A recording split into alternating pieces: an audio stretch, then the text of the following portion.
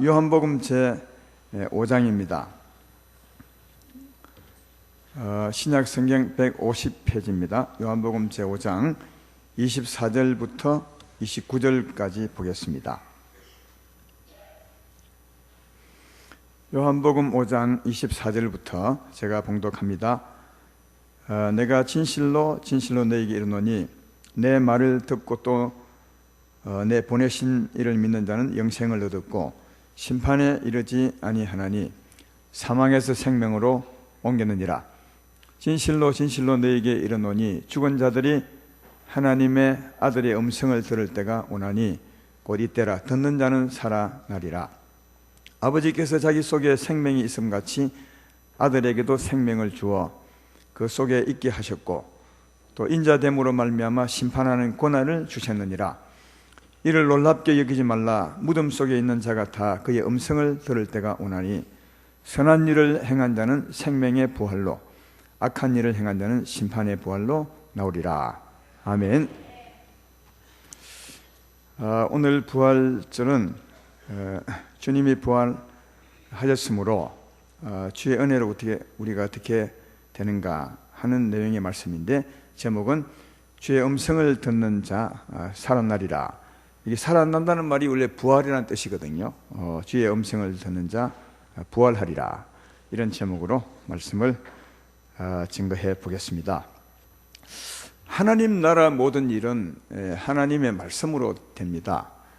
하나님 말씀이 하나님 자신이요 또 생명이요 힘이 있으므로 하나님 나라 모든 일은 하나님 말씀으로 됩니다. 그래서 말씀을 받아들이면 그 말씀으로 살게 되고, 또 말씀을 전해주어 말씀을 듣게 하면 듣는 그 사람이 말씀으로 살게 되는 겁니다. 그래서 하나님 나라는 말씀을 듣고 말씀을 전해주는 것, 이게 굉장히 중요합니다. 왜냐하면 하나님 나라 모든 일은 말씀으로 되기 때문에 그런 것입니다. 사도행전 2장에 보면 오순절날 성령을 받게 됩니다. 예수님의 제자들이 성령을 기다리고 성령의 충만함을 받게 되는데, 성령을 받고 난 후에 그들이 방언을 말합니다. 우리 가운데도 방언의 은사를 받는 분이 많이 있죠. 방언을 아직 듣지 못한 분도 있으십니까? 방언은 그냥 말인데 성령으로 하는 말이죠. 보통 이게 알아들을 수 있는 말이 아니라 성령으로 하는 말입니다. 그래서 오순절 다락방에 성령이 임하시고 그 성령께서 그 모인 성도들을 전부 방언으로 말하게 했습니다. 이 방언의 소리가 울려 퍼지게 되고, 그래서 그 주위에 많이 모였던 사람들이 이게 무슨 소린가, 그때가 막 아침 같은데 아침부터 이게 술 취한 소리도 아니고 이게 무슨 소리냐 해서 수많은 사람들이 모여왔습니다. 제가 보기에는 아마 몇천 명 모여왔던 것 같습니다. 이게 무슨 소린가 했어요. 그래서 모여와서 이게 무슨 소리냐 했을 때 성령의 은혜로 말미암아 베드로가 설교를 하게 됩니다. 그들에게요. 그 설교의 내용을 간단하게 말하면 이런 겁니다. 너희가 죽인 예수 그리스도, 그는 하나님의 아들이라 해서 함으로 하나님의 이름을 망령되이 여긴다 해서 너희가 죽인 예수 그리스도, 그는 실로 하나님의 아들이셨다. 그러므로 그가 죽었으나 하나님께서 성경대로 살리시고 하나님 보좌 우편에 앉으신 바, 그가 하나님 보좌 우편에 가셔서 성령을 받아 지금 너희가 듣는 이 방언을 말하는 이 성령을 우리에게 부어주느니라. 그렇게 말했습니다. 분명한 그 방언의 소리를 들었고 또 성령이 임해 오신 것에 대해서 성경의 예를 들면서 이 베드로가 설교해 주었기 때문에 그들은 그것을 부인할 수가 없었습니다. 그래서 그 베드로의 말을 들었던 사람들이 어떤 반응을 보이냐면 사도행전 2장 37절에 이렇게 말하죠. 그들이 이 말을 듣고 마음에 찔려 베드로와 다른 사도들에게 물어 이르되, 형제들아 우리가 어찌할꼬. 예수님을 하나님의 아들인 줄 모르고 죽였어요, 그들이요.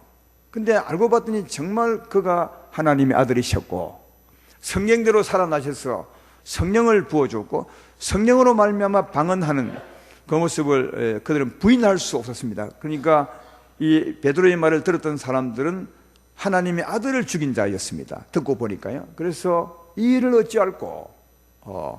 마음에 찔려, 그러니까 마음에 굉장히 찔려서 이제 회개했던 것을 볼 수가 있습니다. 이에 베드로가 회개하는 그들에게 이렇게 말합니다. 사도행전 2장 38절 39절에 베드로가 이르되 너희가 회개하여 각각 예수 그리스도의 이름으로 세례를 받고 제사함을 받으라. 그리하면 성령을 선물로 받으리니 이 약속은 너희와 너희 자녀와 모든 먼데 사는 곳 주 우리 하나님이 얼마든지 부르시는 자들에게 하신 것이라.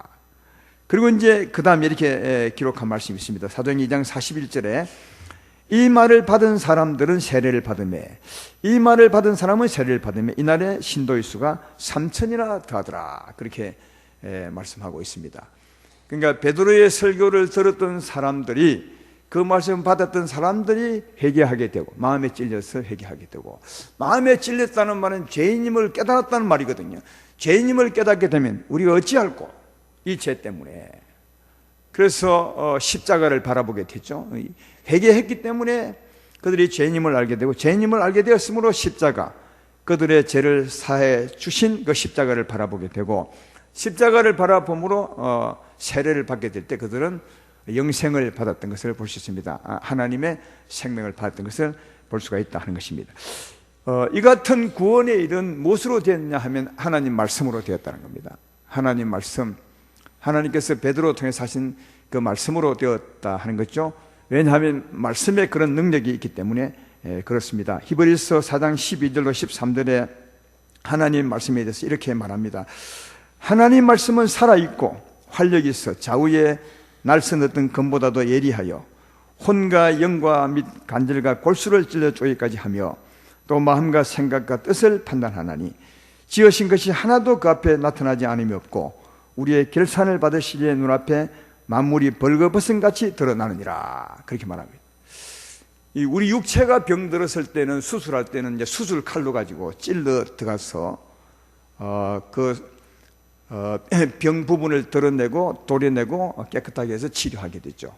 우리 육체는 메스 칼로서 이제 찔러 들어가서 수술하지만 우리 영혼의 죄는 무슨 하냐? 그 꼭 칼같이만 하나님의 말씀이 파고 들어가는 것이죠. 우리 심령에, 우리 양심에 파고 들어가서 양심에 있는 죄를 전부 보게 만드는 거죠. 여러분이 한번 회개하는 경험이 있을 것입니다. 회개할 때 여러분들이 어떤 경험을 했냐 하면 내가 굉장한 죄인 같고 내 심령에 죄가 굉장히 많이 있는 것 같고 이것이 막 눈에 보이지는 않지만 막 생각이 나고 기억이 나고 막 그렇죠. 막 마음이 찔리고요.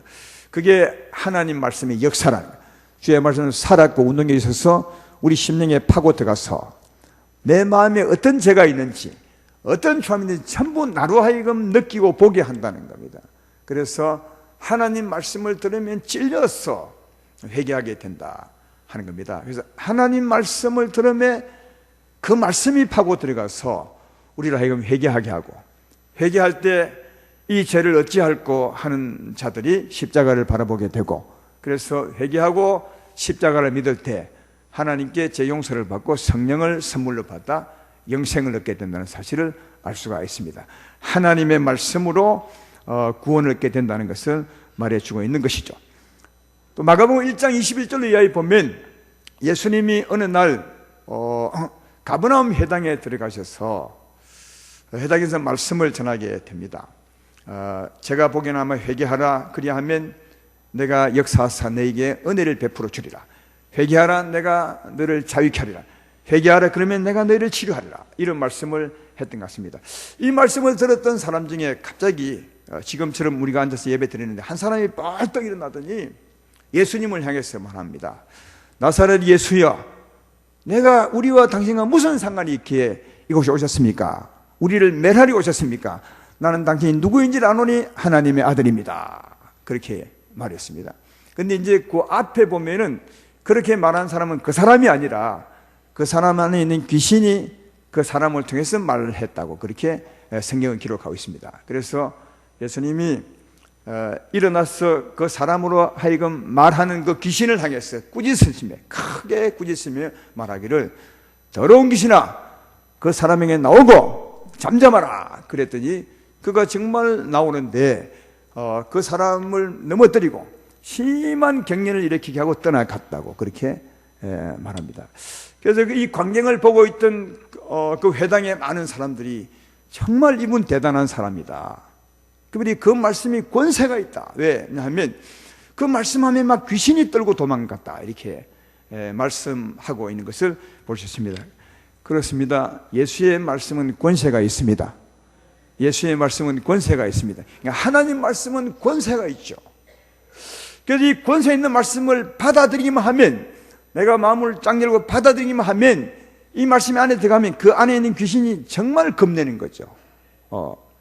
이 말씀을 받아들이면, 안에 있는 귀신이 견딜 수 없어서 드러나게 되고, 아까 말했던 것처럼 예수께서 말씀하심에 도망갈 수밖에 없어서 참 자유를 얻게 되는 것을 볼 수가 있다 하는 겁니다.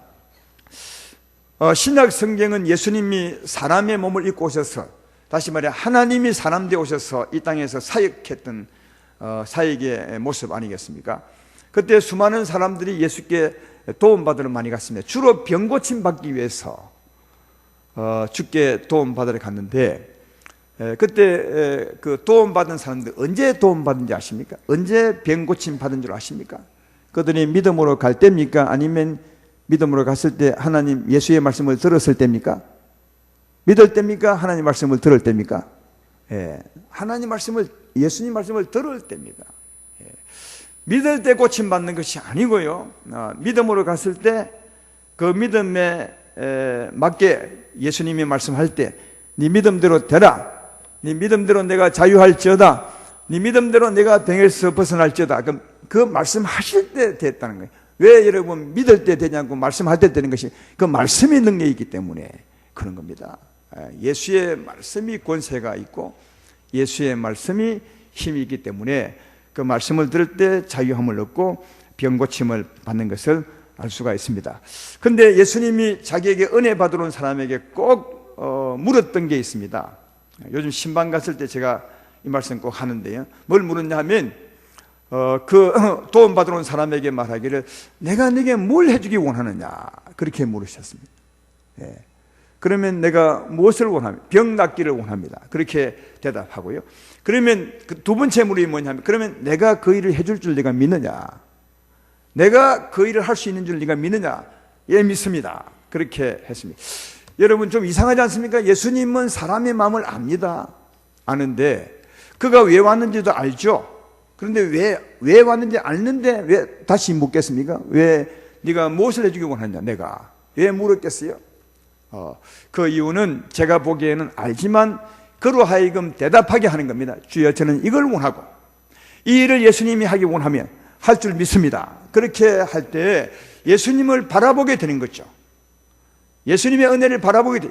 예수님의 은혜 바라보는 사람에게 주님이 말씀해 주고, 그때 그 말씀을 받아들일 수 있고, 그 말씀을 받아들일 때 그가 살 수 있기 때문에 주님이 알면서도 주님을 바라보게 했던 것을 발견해 볼 수 있는 것은, 바라보는 자에게 말씀을 주어서 그 말씀이 살 수 있기 때문에 그리했던 것임을 알 수가 있다. 그러므로 사랑하는 말씀이 치유하고 말씀이 살린다는 사실을 잘 발견해 볼 수가 있는 거죠. 요한복음 6장 63절에도 말씀에 대하여 이렇게 말합니다. 살리는 것은 영이니 육은 무익하니라. 내가 너에게 이런 말이 영이요 생명이라. 하나님 말씀에 대한 겁니다. 하나님은 우리 육체를 살리기보다는 영혼을 살리기 원합니다. 왜? 하나님은 영혼을 살려서 저 천국에 데려가기 원하시죠. 하나님의 진짜 목표는 영혼입니다. 살리는 것은 영이니 육은 무익하니라. 그래서 우리 영혼을 살리기 원하므로 하나님은 육으로 살린 것이 아니라 살아있는 말씀, 주의 음성으로 우리를 살리게 되는 겁니다. 살리는 것은 영이니 육은 무익하니라. 내가 이런 말이 내 영혼을 살리는 영이요 말씀이라. 그렇게 말씀하는 겁니다. 하나님의 말씀이 영이요 생명입니다. 그래서 그 말씀이 우리 안에 들어오면 죽었던, 죄와 허물로 죽었던 우리 영혼을 살려내게 되죠. 새롭게 하고 생명력을 주어서 살아나게 한다는 사실을 잘 발견해 볼 수가 있다 하는 겁니다. 오늘 말씀을 들어보면 하나님 말씀은 살았고 운동력이 있습니다. 죽은 말씀이 아닙니다. 기록된 말씀을 하나님 말씀하시면 이 말씀이 살아 움직입니다. 수술 칼처럼 영이 말씀이니까 우리 영혼에 파고 들어가서 우리 영혼을 회개시키죠. 바라보게 하게 되죠. 또 주의 말씀은 권세가 있습니다. 주님 말씀하시면 병이 떠나고 사망이 떠나고 저주가 떠나가게 될 줄로 믿습니다. 주의 말씀은 생명이 있어서 우리 영혼에 들어오면 살리게 된다. 따라서 하나님 말씀을 들으면 다 사는 겁니다. 다르게 말하면 하나님 말씀을 우리가 받아들이게 되면 그 말씀이 우리 영혼을 그 말씀이 우리 안에 들어서 우리를 회개시키게 됩니다. 우리 죄를 보게 하고 회개하게 하고 찔리게 만들죠. 그 말씀을 받아들이면 우리가 예수님을 믿게 되는 겁니다. 회개하게 되고 회개하게 되면 십자가를 바라보게 되죠. 그 말씀이 우리 안에 들어오면 우리를 자유케 합니다. 우리 병을 치료합니다. 우리의 심령도 치료하고 우리 육체도 치료할 줄로 믿습니다. 그 말씀을 받아들이면 그 말씀이 우리 영혼을 살려내게 되죠. 하나님 말씀을 듣는 자는 살아나게 된다는 겁니다. 오늘 말씀 중에 그 말 하지 않았습니까? 25절에 보면 진실로 진실로 너희에게 이르노니 죽은 자들이 하나님의 아들의 음성을 들을 때가 오나니 곧 이때라 듣는 자는 살아나리라. 아버지께서 자기 속에 생명이 있음 같이 아들에게도 생명을 주어 그 속에 있게 하셨으므로 듣는 자는 예수님이 생명을 주어 살리게 될 것이라. 그렇게 말합니다. 여기 죽은 자들은 몸이 죽은 자를 말하는 것이 아니라 우리 영혼이 죄와 허물로 죽은 자를 말하는 겁니다. 영혼이 죽은 자를 말하는 겁니다. 영혼이 죽은 자가 하나님 음성을 들을 때 그 말씀이 그 사람 안에 들어오기만 한다면 그 말씀이 그를 회개시킵니다. 그 말씀이 예수님을 믿게 합니다. 그 말씀이 그 영혼을 살려게 된다는 것이다. 그래서 말씀을 듣고 회개하고 말씀을 듣고 십자가를 바라보게 되면 죄 사함 받게 되고 말씀을 들을 때 믿음이 있어서 말씀을 듣는 자에게 성령, 생명을 주어서 그 영혼이 살아나게 된다는 사실을 알 수가 있습니다. 그러므로 하나님 말씀에 귀를 기울이시고 주의 말씀을 마음문 열어서 여러분의 영혼으로 받아들이시길 바랍니다. 그러면 그 말씀이 여러분을 새롭게 하고 여러분을 살리게 된다는 사실을 알 수가 있습니다. 우리가 살았다는 말은 다 말씀을 들음으로 우리가 모르는 사이에 회개하게 되고 십자가 믿게 되고 그래서 영생을 얻어서 지금 산자가 되었음을 알 수가 있습니다. 내 말 이해되면 아멘 합시다. 그래서 우리가 다 산자가 된 겁니다.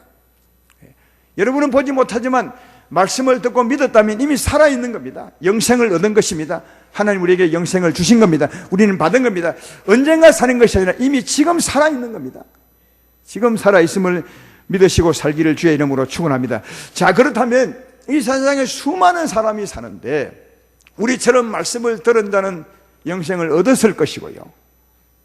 영생을 얻었을 것이고 그러나 많은 사람이 살지만 하나님 말씀을 듣지 못한 사람들은 여전히 옛날처럼 살 것입니다. 말씀을 듣지 못했으므로 회개하지 않았을 것이고 말씀을 듣지 못했으므로 그들이 믿지도 못할 것이고 그러므로 말씀을 듣지 않았으므로 영혼이 죄와 허물로 그대로 죽어 있는 겁니다. 사망이 가득한 상태로 있는 겁니다. 똑같은 사람의 모습이지만 하나님 말씀을 들은 자는 하나님 말씀으로 살았지만 똑같은 말씀이지만 듣지 않은 사람은 영혼이 죽어 있는 거죠. 얼굴은 같을지라도. 자, 이런 사람이 같이 살다가 나이 그대로 죽었다 칩시다. 그래서 무덤에 장사 지낸 바 되었어요. 말씀을 들은 자도 장사 지내고 말씀을 듣지 않고 살았던 사람들도 무덤에 가 있습니다. 그러면 그것은 끝입니까? 핸드폰을 보지 말고 나를 보십시오. 살다가 죽었으므로 끝난 것입니까? 끝난 것이 아닙니다. 그럼 어찌 되는 것입니까? 오늘 그 말씀을 해주지 않습니까? 28절, 29절을 보십시오. 거기 보면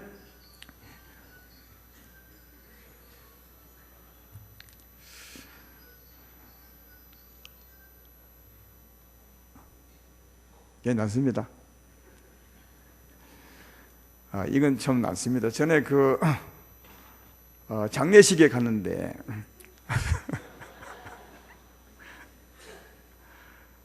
장례식 가는데 한창 예배를 드리는데 어떤 사람이 핸드폰이 있습니다. 근데 그 핸드폰은 아주 즐거운 노래였어요. 막 즐거운 노래가 지금 하는데 그래서 이제 이거 얼마나 당연히 핸드폰을 던져버렸어요. 저희 가서 막 노래하고 예배 들어오기 전에 좀 꺼지면 참 좋겠다는 생각이 들고 특별히 장례식에 갈 때는요 핸드폰 좀 끄고 가시면 좋겠다 그런 생각이 들었습니다. 뭐 때문에 지금 잊어버렸습니다. 28절 29절을 보시죠. 이를 놀랍게 여기지 말라. 무덤 속에 있는 자가 다 그의 음성을 들을 때가 오나니, 무덤 속에 있을 때 있는 자가 다 그의 음성을 들을 때가 오나니, 선한 일을 행한 자는 생명의 부활로, 악한 일을 행한 자는 심판의 부활로 나오리라. 사랑하는 여러분, 살다가 죽으면 끝이 아니에요. 믿는 사람은 물론 끝이 아니에요. 믿지 않은 사람도 끝이 아니라는 거예요. 여기 보십시오. 무덤에 있을 때 있는 자에게 하나님의 음성이 들릴 때가 있다는 거예요. 언젠가 이 세상에 살 때도 하나님의 음성을 듣는 자가 살지만, 언젠가 죽고 난 후에도 하나님의 때가 되면 그 무덤에 하나님의 음성이 들 때가 있다는 거예요. 그때가 온다는 거죠. 아직은 안 왔지만요. 그때 어떤 일이 있느냐, 선한 일을 행하고 죽은 사람은 생명의 부활로 나오게 되겠지만, 선한 일을 행하지 않은 사람은 심판의 부활로 나오게. 여기 선한 일을 했다는 말은 어떤 사람이 이 땅에 살 때 예수님 믿어서 생명을 얻은 자라는 거예요. 여러분, 이 선한 일은 하나님의 생명과 관계 있어요. 왜 우리가 선한 일을 못하는 것이면, 우리 안에 선한 게 없기 때문에 선한 일을 못하는 겁니다. 우리 안에 선한 것이 있다면 선한 일을 하게 됐죠. 이 하나님의 선한 것이 뭐죠? 하나님의 생명입니다. 하나님의 생명이 우리 가운데 있으면 선한 일을 할 수 있습니다. 여러분도 하나님의 생명을 의지해 보십시오. 그러면 선한 일을 할 수 있습니다. 이 말은 하나님의 생명을 가진 사람은 언제나 생명의 부활을 나올 것이고, 하나님의 생명을 가지 않고 죄를 가진 사람은 사망의 부활로 나오고 심판의 부활로 나올 것이라, 그렇게 말하고 있습니다. 여기 생명의 부활, 심판의 부활로 나오는데, 이걸 설명하면 이런 겁니다. 여러분, 씨앗을 생각해 보면 알겠네요. 씨앗을 땅에 심어 보십시오. 그러면 그 씨앗이 썩죠. 씨앗이 껍데기가 썩습니다. 썩어야만이 그 안에 있는 생명이 싹이 나는 겁니다. 예, 그렇죠? 근데 그 씨앗은 씨앗 종류에 따라서 심은 대로 그 형체가 나오잖아요. 좋은 씨를 심으면 좋은 나무가 나오고, 나쁜 씨를 심으면 나쁜 나무가 나오죠. 콩 심은 데 콩 나고, 팥 심은 데 팥 나는 것은 심은 대로, 그 생명대로 자기 형체를 드러내게 되는 것을 알 수 있는데, 좋은 나무는 좋은 씨를 심으면 좋은 나무가 열려서 사람들에게 영광을 받겠죠. 박수를 받겠죠. 그러나 나쁜 나무, 가시나무 같은 가시씨를 심으면 가시가 나와서 막 가시가 우거지게 될 것입니다. 가시씨를 심으면, 그 생명이 더러운 씨를 심으면 더러운 게 나온다고요. 그래서 가시덤불이 막 우거지게 되는데, 그 가시덤불은 여러분이 갖다가 잘 어디 보관합니까? 아니면 태웁니까? 가시덤불을 보관하는 분은 없으시죠? 가시나무는 태우죠. 그게 심판의 모습으로 나오는 거죠. 그러니까 나쁜 씨를 심으면 나쁜 형상을 이루게 돼서 그 가시나무를 불태우는 것처럼 하나님이 심판한다는 거예요. 사과나무를 태우는 사람은 없습니다. 좋은 나무는 하나님이 거두시고 하나님이 받으시지만, 나쁜 씨앗은 그 씨가 그 형체를, 부활을 이루어서, 사망의 부활을 이루었을 때 하나님이 그것을 태운다는 거죠. 이게 여러분, 선한 일을 하는 사람, 생명을 가진 사람은 생명의 부활로, 나쁜 생명, 죄를 가지고 죽었던 사람은 부활은 되는데 심판의 부활로 나오게 될 것이라, 이렇게 말하고 있습니다. 이 부활에 대해서는 고린도전서에 진짜 잘 말하고 있습니다. 한번 볼까요? 고린도전서 15장 35절 38절에 화면에 나올 것입니다. 한번 제가 읽어보겠습니다. 부활에 대해서 아주 자세하게 말하는 거죠. 누가 묻기를 죽은 자들이 어떻게 다시 살아나며 어떠한 몸으로 오느냐 하리니, 어리석은 사람아, 내가 뿌리는 씨가 죽지 않으면 살아나지 못하겠고, 내가 뿌리는 것은 장래의 형체를 뿌리는 것이 아니라 다만 밀이나 다른 것이 알맹이 뿐이로되, 하나님이 그 때때로 그에게 형체를 주시되 각 종자에게 그 형체를 주시느니라. 사람들은 말해요. 아니, 죽는데 어떻게 다시 살아납니까? 그렇게 말하면 그 사람에 대해서 오늘 성경은 말하기, 아니, 미련한 사람은 죽어야 살아나지 않느냐? 네가 씨를 뿌려보지 못했느냐? 하늘의 씨를 땅에 뿌리면 그 씨가 죽어야 살아나는 겁니다. 여러분, 왜 죽어야 사느냐? 씨 안에 생명이 있거든요. 그래서 씨 껍질, 밀, 생각해 보시죠. 밀 안에 씨앗이 있습니다. 생명의 씨앗이 있습니다. 그러니까 밀 껍질은 썩습니다. 흙으로 돌아가죠. 썩어야 그 안에 있는 생명이 살아나서 밀의 형체를 이룬 것처럼 우리의 부활도 그렇다는 거예요. 죽어야 산다는 겁니다. 우리 안에 하나님의 생명이 있습니다. 생명이 있습니다. 우리 무덤에 가면 이 껍질은 썩죠. 씨앗처럼 다 흙으로 돌아가지만 그 안에 있는 하나님의 생명은 결코 썩지 않았어. 언젠가 때가 되면 주의 음성을 들을 때 이 생명은 살아나서 이 생명의 형체를 이루게 될 것이라고 그렇게 말하고 있습니다. 제 말 믿으면 아멘 합시다. 그러니까 반드시 살아나게 됩니다. 좋은 시도 살아나고 나쁜 시도 살아납니다. 그래서 죽어야 살아난다는 거예요. 오늘 말씀도 그죠? 무덤 속에 있을 때 하나님의 음성을 들을 때 오니 그때 생명 얻은 자도 살아날 것이요 생명이 없는 자도 살아날 것이다. 그렇게 말씀하고 있는 것을 볼 수 있습니다. 죽으면 어떻게 사느냐? 아니 죽어야 산다는 거죠. 부활은 죽어야 온전히 살아난다는 사실을 잘 알 수가 있고요. 그 다음 고린도서 15장 바로 이어서 39절 40절에는 또 이렇게 말합니다. 육체는 다 같은 육체가 아니니 하나는 사람의 육체요 하나는 짐승의 육체, 하나는 새의 육체요 하나는 물고기 육체라. 하늘에 속한 형체도 있고 땅에 속한 형체도 있으니 하늘에 속한 것의 영광이 따로 있고 땅에 속한 것의 영광이 따로 있으니. 위에 39절은 육체는 다 같은 육체가 아니니 하나는 사람의 육체요 또 하나는 짐승, 새, 물고기니까 막 뭉쳐서 짐승의 행체죠. 사람의 행체, 짐승의 행체 이렇게 두 가지로 땅에 있는 형체를 나눌 수 있습니다. 그것을 그 밑에서는 뭐라 하느냐? 하늘에 속한 형체도 있고 땅에 속한 형체도 있으니 그렇게 말해요. 여러분 하늘에 속한 형체가 어떤 것입니까? 이 땅에 있는 것 중에 하늘에 속한 형체가 어떤 것입니까? 우리 사람의 형상이 하늘에 속한 것입니다. 왜? 하나님의 형상을 따라 만든 것이니까요. 그러면 나머지 새, 짐승 이런 것들은 무엇의 형상을 따라 만든 것입니까? 마귀 형상을 따라 만든 겁니다. 보이지 않는 큰 두 형상이 있습니다. 하나님의 형상과 마귀의 형상이죠. 보이지 않는 두 큰 형상이. 이 두 형상을 따라 하나님이 이 땅에서 만물을 만드셨습니다. 이 만물 중에서 사람은 보이지 않는 하나님의 형상을 따라 만든 것이고요. 그리고 짐승이나 새나 이런 것은 보이지 않는 마귀 형상을 따라 만들었습니다. 그래서 짐승들을 다 보십시오. 사납고 교활하고 간사하고 민다고 전부 이게 누구의 형상입니까? 하나님이 아니라 마귀의 형상을 본다서 만든 것입니다. 제 말 예레미야 아멘 합시다. 바로 그것입니다. 이것처럼 씨를 심으면 심은 대로 나오는 것처럼 우리가 죽었을 때 나중에 부활될 때는 그 생명 심은 대로 나타난다는 거죠. 우리는 하나님의 생명을 가지고 죽었으면 나중에 하늘의 형상, 하나님의 형상으로 나오게 될 것이고, 그 다음 하나님의 형상을 가지지 않은 사람들, 죄의 형상을 가진 사람, 사망의 형상을 가진 사람은 나중에 어떻게 부활되겠습니까? 여러분의 상상에 맡기게요. 아시겠어요? 네. 그렇잖아요. 콩 심은데 콩 나오고 팥 심은데 팥 나는 것처럼 팥을 심은데 콩이 나옵니까? 가시나무를 심은데 사과나무가 나오냐고요. 그럼 하나님의 생명을 가지고 죽은 사람은 나중에 하나님의 형상으로 부활될 거 아니겠습니까? 제 말 이해되십니까? 그러면 하나님의 형상을 가지지 않고 사망의 형상을 가지고 죽거든 사람, 예수님 안 믿은 사람은 나중에 어떻게 부활되겠습니까? 사망의 형상으로 부활돼. 사망의 형상이 무엇인데요? 여러분의 상상에 맞. 전에 말했지만 불교의 윤회설에 이 비슷하게 말하죠. 어떻게 말합니까? 사람이 죽으면 오래 메꿔볼 것이다. 나중에 어떤 사람은 소 모양으로 나오고, 어떤 사람은 고양이 모습으로 나오고, 어떤 사람은 쥐 모양을 나오고, 그게 윤회설이래요. 근데요, 참 신기하게도 그 불교의 윤회설 중에는 사람의 형상으로 나온다는 말은 한마디도 없어요. 왜 그렇게 했어요?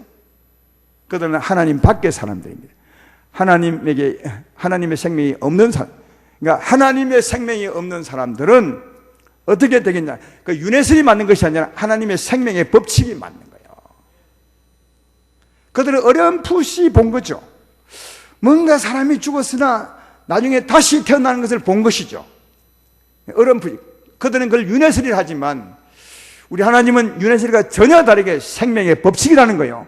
생명의 법칙, 심은 대로 나온다는 겁니다.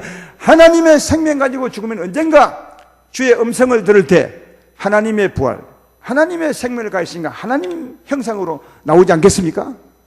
그러나 하나님의 형상을 가지지 않은 사람들은, 사망의 형상을 가진 사람들은, 죄와 허물을 가지고 죽은 사람들은 그 죄의 형상대로 악한 부활로, 사망의 부활, 심판의 부활로 나오게 되겠죠. 여러분 오늘 본문도 그걸 말하고 있고 좀 읽었던 그 말씀도 그 말을 하고 있는 거예요.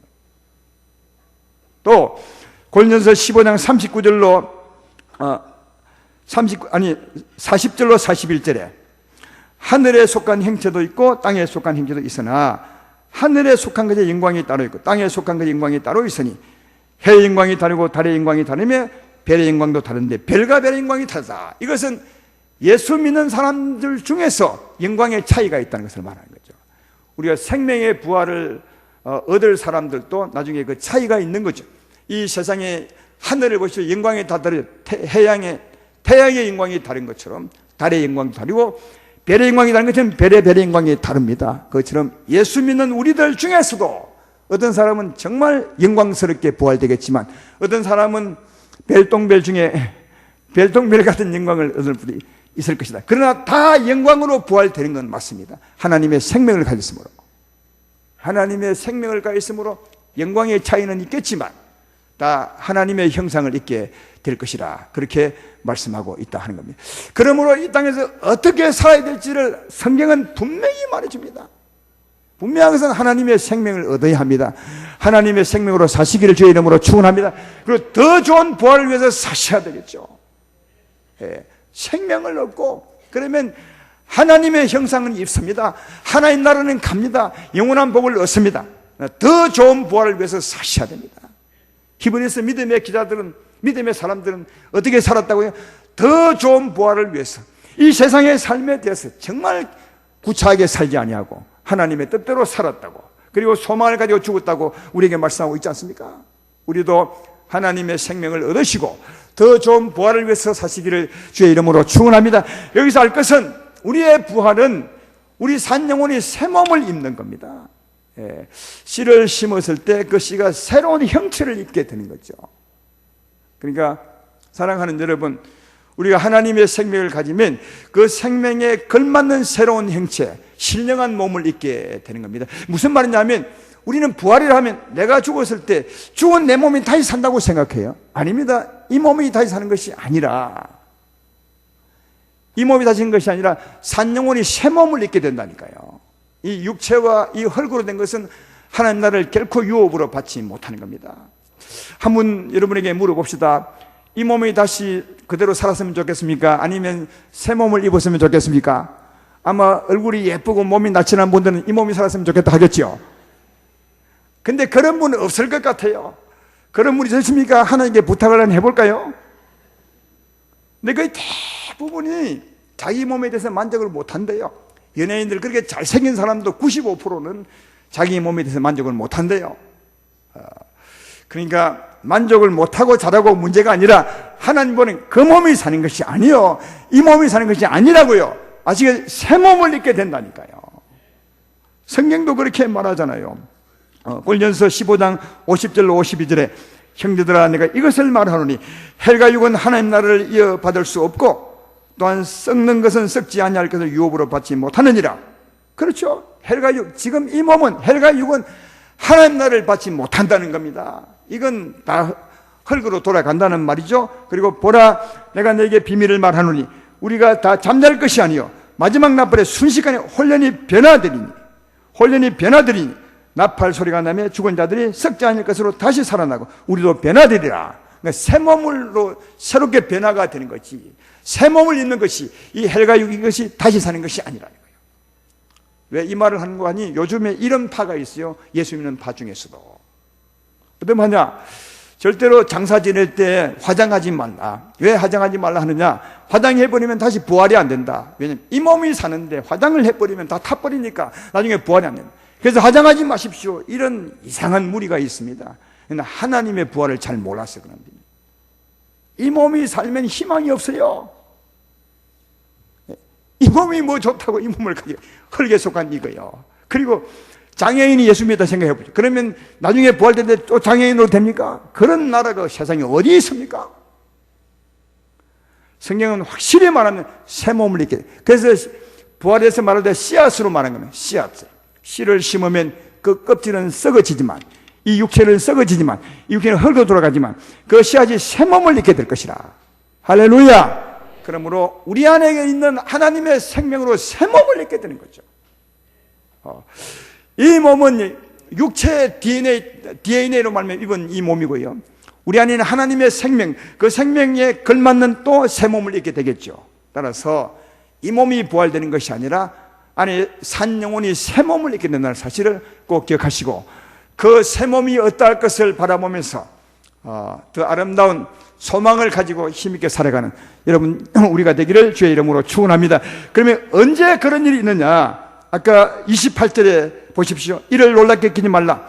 무덤 속에 있는 자가 다 그의 음성을 들을 때가 오나니, 무덤 속에 있는 자가 그 음성을 들을 때가 오나니, 그러니까 언젠가 또 하나님이 말씀한다는 거예요. 살아나라, 일어나라, 이렇게 어찌하든 하나님께서 다 죽은 후에 말씀하기, 하나님의 때에, 그때는 죽은 자가 먼저 살아나 일어나고, 그 다음 살아있는 사람도 홀연히 변화되어서 새 몸을 입게 될 것이라고 그렇게 말씀하죠. 그 때가 있는 거죠. 부활의 때가 있는 것입니다. 하나님이 속한 겁니다.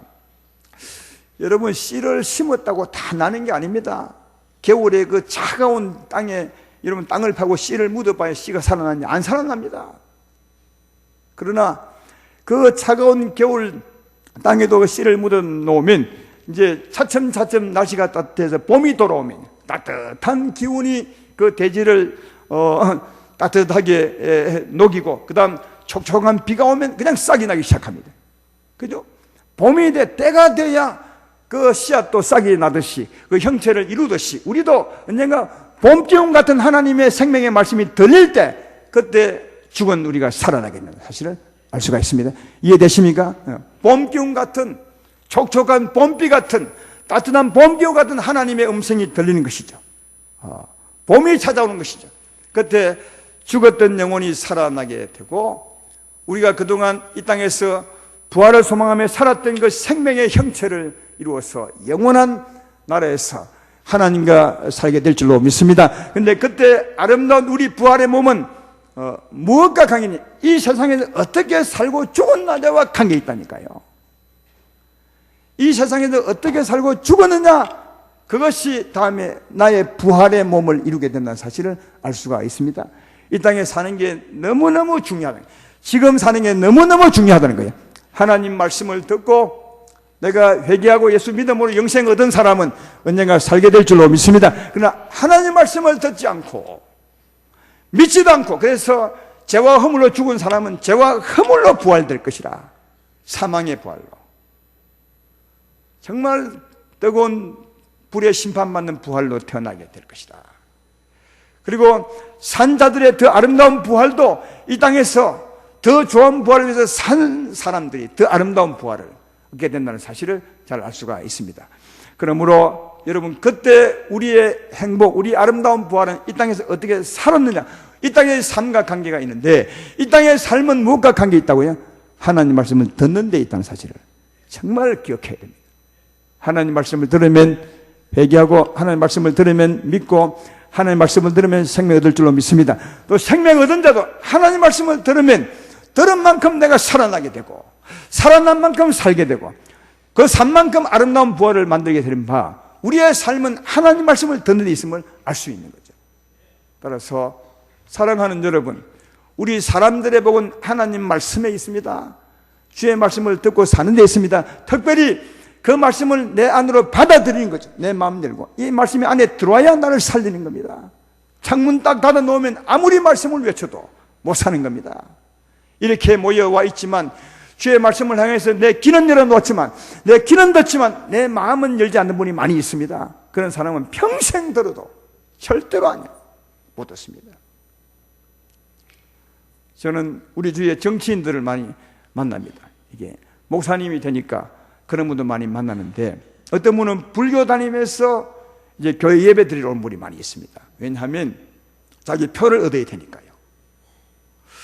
어떤 분은 정말 불교의 그 믿음, 그러니까 불교 편에 보면 믿음이 참 좋은 사람이에요. 불교 편에 보면 거기도 믿음이라 쓰는지 모르겠지만, 그래서 아예 그분은 불교는 안 갑니다. 주일 되면요. 왜냐하면 자기 편이니까. 안 가도 다 자기 편 줄 알아요. 매주 교회만 옵니다. 근데요, 10년을 다니도 예수 안 믿습니다. 신기하죠? 그러면 날 말을 합니다. 설교하고 내려가면 목사님 정말 말씀 좋았습니다. 은혜 받았습니다. 여러분 진짜 말씀 좋아하고 은혜 받으면 벌써 믿어야 합니다. 왜? 하나님 말씀은 살아있고 운동력이 있습니다. 하나님 말씀은 생명이 있습니다. 마음을 열면 바로 살립니다. 아무리 불교 골수라도 말씀이 들어가면 바로 살려냅니다. 하나님 말씀은 위력이 있거든요. 능력이 있거든요. 그런데 전혀 안 됐습니다. 딱 잠궈놓고 기만 뒀습니다.